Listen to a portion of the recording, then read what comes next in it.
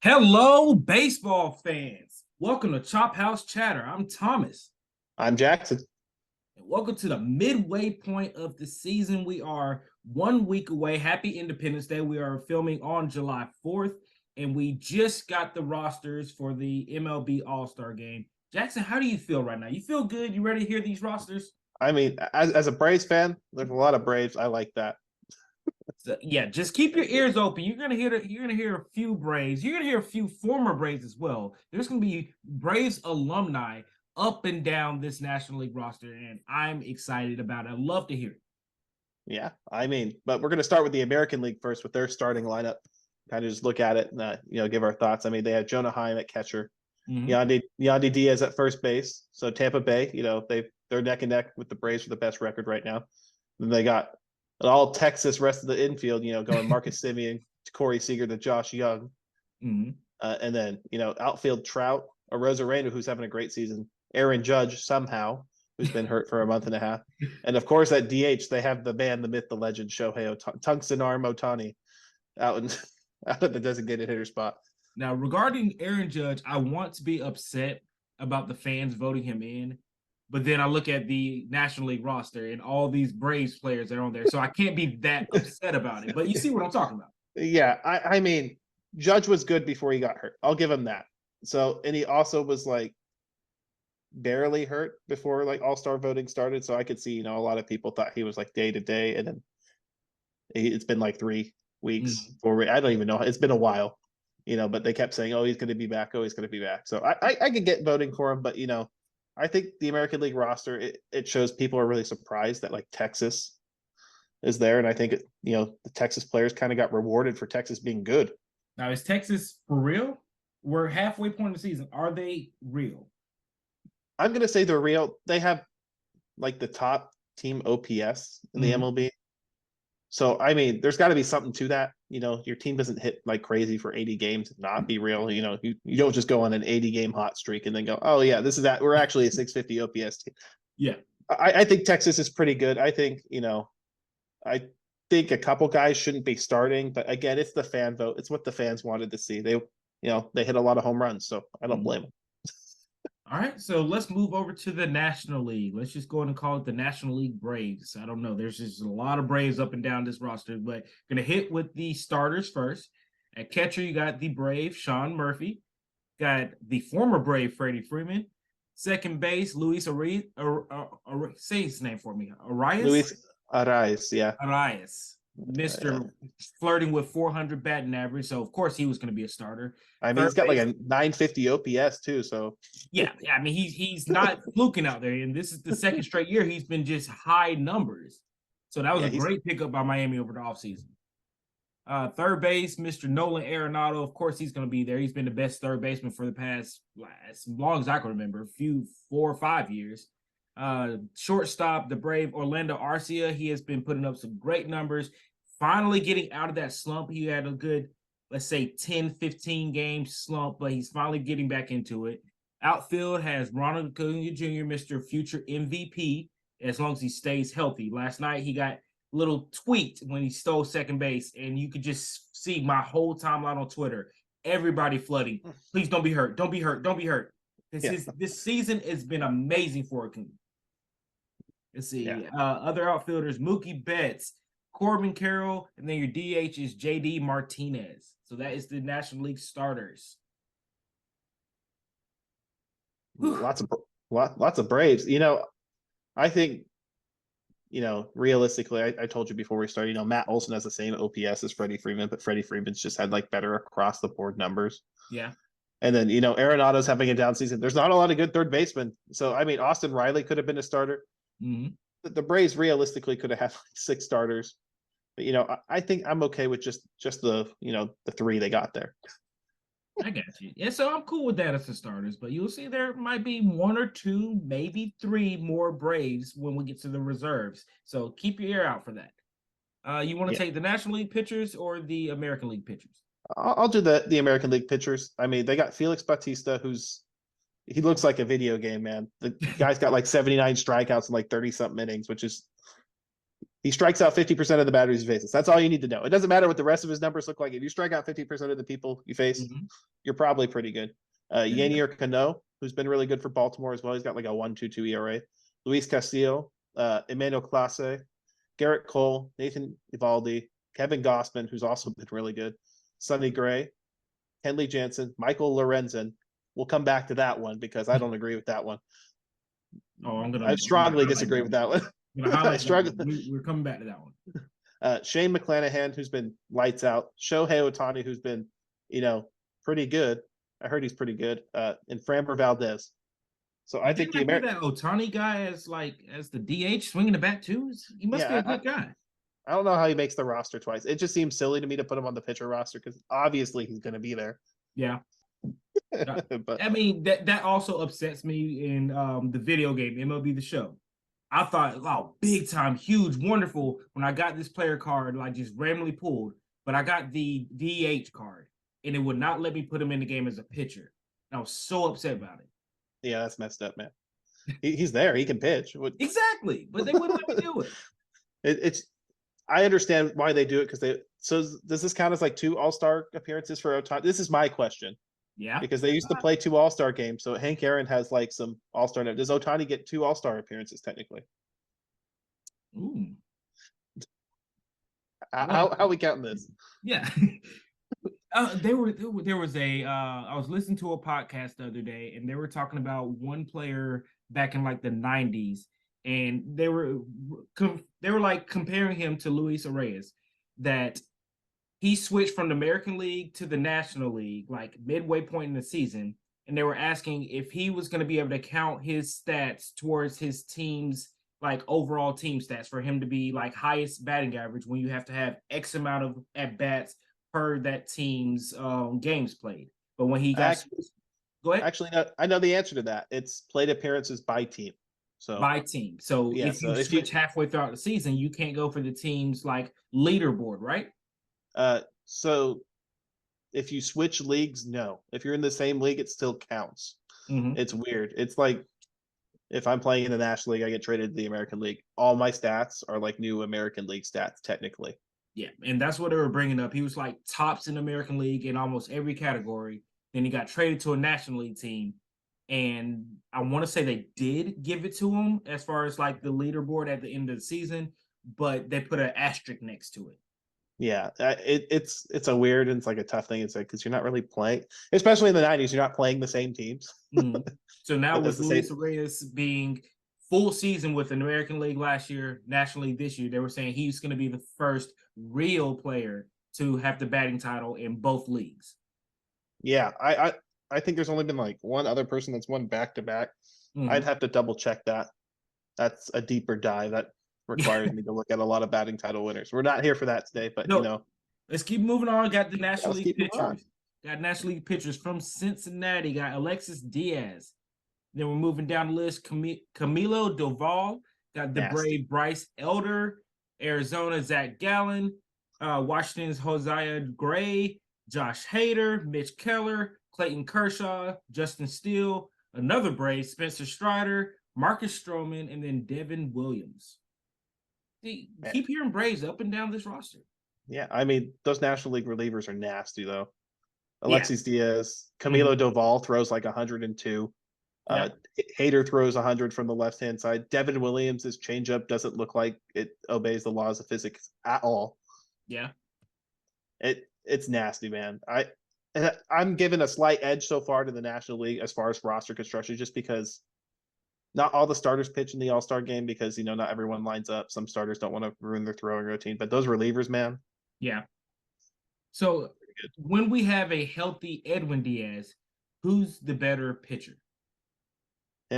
He's probably better than his brother Alexis.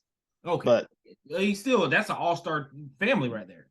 Yeah, I mean, if you're Alexis Diaz, I don't think you're sad about being, the second best pitcher in your family when you throw 100 miles an hour and have a wipeout slider. It's like, oh no. All right, moving on into the infielders. Why don't you take the National League for the infielders this time? All right. So do you want me to do those right now? Yeah, go ahead. National League infielders. Am I lumping those catchers in with them? Catchers, infielders? Yeah. Another philosophical debate. Is a catcher an infielder? I think so. I do think so. I would like to think so, but I know they're not classified. You got Elias Diaz for Colorado, Mhm. and Will Smith, who's Sean Murphy 1B basically. Yeah. They're both just as good as each other, hitting wise. And then if you look at this backup infield, you got Ozzy Albies, Atlanta Brave, Pete Alonso, Matt Olson, another Atlanta Brave, Austin Riley, and then Dansby Swanson. So it's looking like the Braves last year. Infield from last year is the All-Star draft. And this is just the homage to Ron Washington. Ron Washington is an infielding coaching guru. He will get your infielders there. So if you want that tutelage, just watch what he does with with his infielders with the pregame workouts. Yeah, I think and I think that's the big thing. Wash, takes them aside and he works them to death on the routine ground balls, but it kind of carries over the work ethic into the cage. Matt Olson. I've heard Matt Olson and Ozzy Albies and Austin Riley literally just sit in the cage all day when they're at the ballpark and just hit baseballs for days. Now, so I think you might have it pulled up. I did not have the American League catchers on my list, so you might have to hit that one for me. Here, I'll tell them to you, then we'll talk about them in a second. They got Salvador Perez and Adley Rutschman. Perez and Adley Rutschman. Oh yeah, the former rookie from Baltimore. Yeah, gotcha. Then other infielders, we have Bo Bichette, Vlad Guerrero Jr., Whit Merrifield, and then Jose Ramirez, who did not do a lot against the Braves last night, but I enjoyed that ninth win in a row last night. Yeah, Jose Ramirez is like one of the most underrated players in the league just because he plays for Cleveland. If you look at Jose Ramirez's baseball reference page, you go, holy crap, this guy only makes like $15 million. Yes. The answer is yes. But yes, you say you wanted to hit on someone. You want to talk about the catchers afterwards, right? Well, I was going to talk about a couple of people I think that shouldn't be on the All-Star team, but we still got the outfielders to go. Gotcha. Oh, keep pushing on throughout the outfield. So American League outfielders, we have Yordan Alvarez, Adolis Garcia, Austin Hayes, and Luis Robert Jr. Sorry about that. Yeah, I mean, it's pretty cut and dry. When we get to the end, I have a couple guys I would have substituted in, but I think all these guys are pretty deserving of the All-Star team. And then the National League only has 3 backup outfielders, which to me is just weird. It's Castellanos, Lourdes Gurriel Jr., and then Juan Soto, who resurrected himself from the dead after mid-May. He just decided to be Juan Soto again. So Soto is always going to be that scary player to play against, and at any at bat, he's dangerous. Whether he's hitting homers, hitting doubles, or even just drawing out the walks. He has so many walks this year. Yeah, so I just hate playing against him. There's probably 10 guys in the MLB that you don't want to, in any situation you don't want to face him. Juan Soto's probably near the top of that list. Yeah, just because the eye, the power, he can put the bat on the ball. He's really hard to strike out too. Yeah. And just going on why there's so many Braves on the All-Star team. If you guys don't understand it, the Braves have cut their team strikeout rate in half. Like, I know everyone complains that Matt Olson strikes out 30% of the time. That's just what Matt Olson does. If you look at the rest of the team, Acuna is striking out 12% of the time. Riley's down to under 20%. This team, the key to being good at baseball is putting the bat on the ball, because when the ball's in play, stuff happens. But that's what confused everybody across the league throughout the month of June, is because the Braves led the league in home runs in the month of June, and they were also second in the league with walks. They were getting on base. They were not striking out. They were doing what they're supposed to do, and you just don't see a lot of teams doing that. Yeah, and it's the approach. You put the bat on the ball, you work these at-bats, you can work these long walks. And with the pitch clock, I think it's an underrated aspect of being an all-star caliber player, that you can work a walk, because the pitch clock, you get a guy to throw 10 pitches and he's only got 15 seconds in between every pitch to kind of recover. After the 8th or 9th one, he's out there kind of going man, he's sweating and he doesn't even have time to think, man, what do I throw to get this guy out? Yeah. So I'm going to go ahead and hit both DHs so we can get to the snubs, because I know you're ready to talk about the snubs. Oh, I'm ready. Nationally, we got Jorge Soler, another former Brave. And then we have Brent Rooker for Oakland. That has to be Oakland's only All-Star there. Has to. It is. He There is. That's the only one. Yeah. All right, Not, moving on. Who got Snub Jackson? I know you itching. What you got? all right. I kind of have it divided in the American League, National League, Mm-hmm. and I'm going to first off, I said we'll talk about Michael Lorenzen. Michael Lorenzen this year, for those of you who don't know, has been a starting pitcher, former two-way player, by the way. Used to be able to hit and pitch. He has a 4.28 ERA and 82 As an innings. All-Star, how are you on the All-Star roster with a 4.28 ERA? I don't even know. I pulled up. So Jason Foley is a pitcher for the Tigers. He's a bullpen pitcher. He's got a 2.17 ERA in 37 games this year. Mm-hmm. And it baffles me that, it kind of seems like they threw in a starter for the sake of throwing in a starter. And this is an all-star game. They don't play extra innings anymore. So why on earth do we care whether the Tigers representative is a starter or not? At most he gets 1 inning. Yeah. At most. He's not coming out and pitching 2-3. No, he's getting 1 inning. He's done. No one ever. Maybe the very first starter of the game, maybe 2 innings, but everyone else, you might get a full inning. Maybe they have so many pitchers on the roster now. They make sure that they have a full fresh roster, and if the guy's available, he's pitching. So I mean, I think the Michael Lorenzen was an especially egregious pick for the All-Star team. No offense to him, but so does this rule still take effect in the All-Star game that you have to face a minimum 3 batters? I think so, but if I was in charge, I would get rid of that rule. Yeah. Personally, I missed the old rule, and that was a game of chess. You had to outthink your opponent. Where I'll bring in this guy that is great against lefties. You have 1 lefty and then 4 straight righties. So I'll bring him in, hit that lefty, have somebody ready to come in for the righties. That was the strategic part of baseball to me, and I love it. The 3-out rule though does add another dimension to it, because you look, a lot of teams, the Braves do this really well, is staggering your left-handed hitters with lefty killers in between them. Mm-hmm. So they bring the lefty in to face the first lefty, and they're kind of stuck. You can't just pull your lefty out after 1 batter. I think Major League Baseball was a little justified. I remember the last great lefty specialist was Jerry Blevins. If you remember Jerry Blevins, he come in, throw like 4 pitches, and get off the mound. Every time he came in, just get hard day's work there. It didn't matter if he walked the guy on 4 pitches. Didn't matter if he struck him out. Didn't matter if the guy popped out in the first pitch. Didn't matter if the guy hit it 450 feet. He was done after 1 batter usually. And I think baseball's just trying to add an aspect of the game where you can't just be willy-nilly with your bullpen pitchers, because you really got to think about, do you want your lefty to face Michael Harris? Yeah.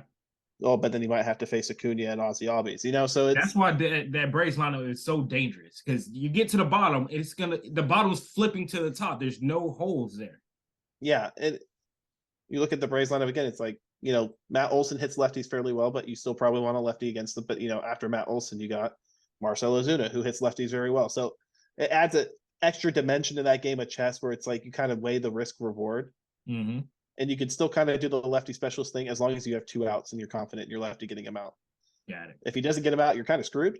But hey, you made that decision. But I think for the All-Star game, they should waive the 3-batter rule.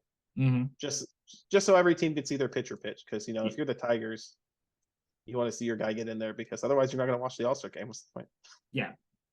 Did you have any other snubs before we move on from there? I have a lot, but I'm going to give a shout out to one I thought was like another really bad one. Whit Merrifield made the reserves. He was in the final vote for the American League for second base. And I'm going to be real with you. Toronto fans willed him into that vote. Whit Merrifield's stats this year, he's got a 700 OPS, Thomas. That's not what you're supposed to be. You're supposed to be a little bit higher than that. Yeah, 2 home runs, 30 RBIs, 18 stolen bases. He's been caught 6 times, so his stolen base percentage is only like 75%. He made it in. I'll compare him to another. I know Brandon Drury, because I'm a little bit more familiar with the Angels, doesn't play a ton of second base. Yeah. He plays all over. They could have just replaced him with Brandon Drury. Brandon Drury can play every infield position. And Brandon Drury's got 14 home runs, 45 RBIs, and an 823 OPS. Huh?